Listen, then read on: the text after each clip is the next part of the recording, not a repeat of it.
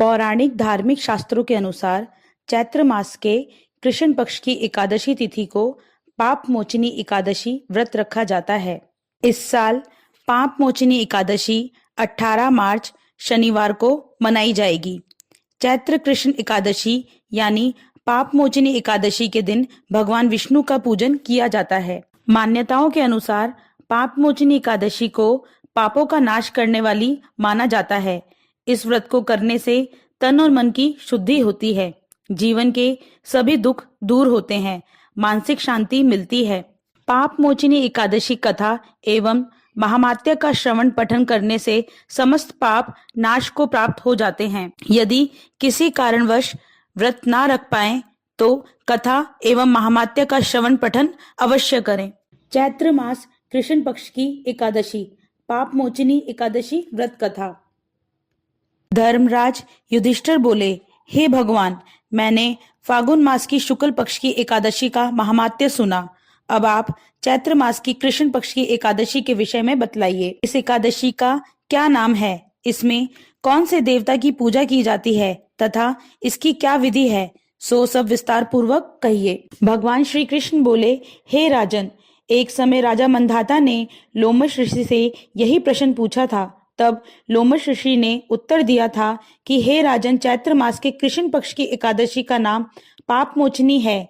इसके व्रत के प्रभाव से मनुष्य के अनेक पाप नष्ट हो जाते हैं।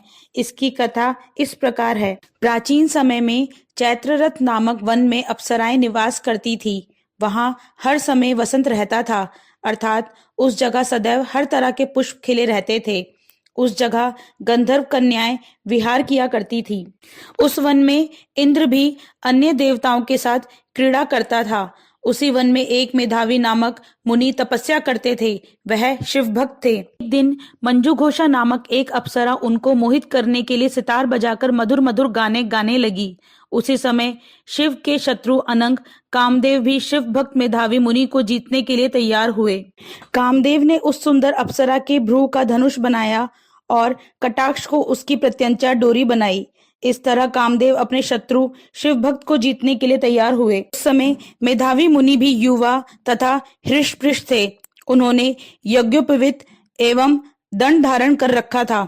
उस मुनि को देखकर कामदेव के वश में हुई मंजू घोषा ने धीरे धीरे मधुर वाणी से वीणा की धुन पर गाना शुरू किया। मेधावी मुनि भी मंजू घोषा के मधुर गान पर तथा उसके सौंदर्य पर मोहित हो गए। वह अप्सरा उस मुनि को कामदेव से पीड़ित जानकर उनसे आलिंगन करने लगी।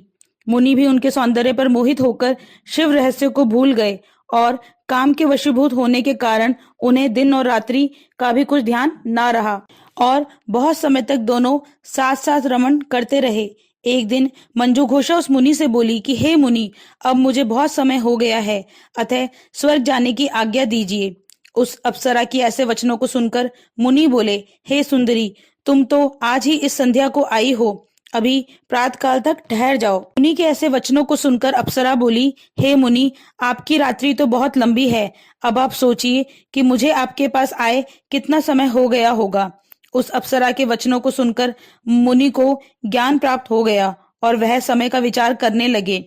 अब रमन का समय का प्रमाण 57 साल 7 महीना और 3 दिन ज्ञात हुआ। तो वह उस अप्सरा को काल का रूप समझने लगे। वह महान क्रोधित हुए और उस तप नाश करने वाली अप्सरा की तरफ देखने लगे। उनके अधर कांपने लगे और इंद्रियां व्याकुल होने लगी। तब मुनि उस अप्सरा से बोले, रे दुष्टा, तूने मेरे तप को नष्ट करने वाली, तू महान पापिन और दुराचारिणी है, तुझे धिक्कार है। उस मुनि के क्रोधयुक्त शाप से वह पिशाचिनी हो गई और तब वह बोली, हे मुनि, अब आप मुझ पर क्रोध को त्याग कर प्रसन्न हो जाइए और इस शाप का निवारण कर दीजिए। विद्वानों ने कहा है कि साधुओं की संगत से अच्छा फल देने वाली है। मैंने तो आपके साथ कई वर्ष व्यतीत किए हैं, अतः आप मुझे इस शाप से मुक्ति का उपाय बताएं। उसकी कातर वाणी को सुनकर मुनि को कुछ शांति मिली और वह उस पिशाचिनी से बोले, रे दुष्टा, तूने मुझे बड़ा अपकार किया, परंतु फिर भी मैं तुझे शाप से छुटने का उपाय बताता हूँ। चैत्र मास के कृष्ण पक्ष की जो एकादशी आएगी, जिसका नाम पाप मोचनी है, उस एकादशी का व्रत करने से तू पिशाचिनी की देह से छूट जाएगी। इस प्रकार मुनि ने उसको व्रत की समस्त विधि बतला दी और अपने पापों के प्रायश्चित के लिए अपने पिता च्यवन ऋषि के पास चले गए। च्वेन ऋषि अपने पुत्र मेधावी की ऐसी दशा देखकर बोले, रे पुत्र, तूने यह क्या किया? तेरे समस्त तप नष्ट हो गए।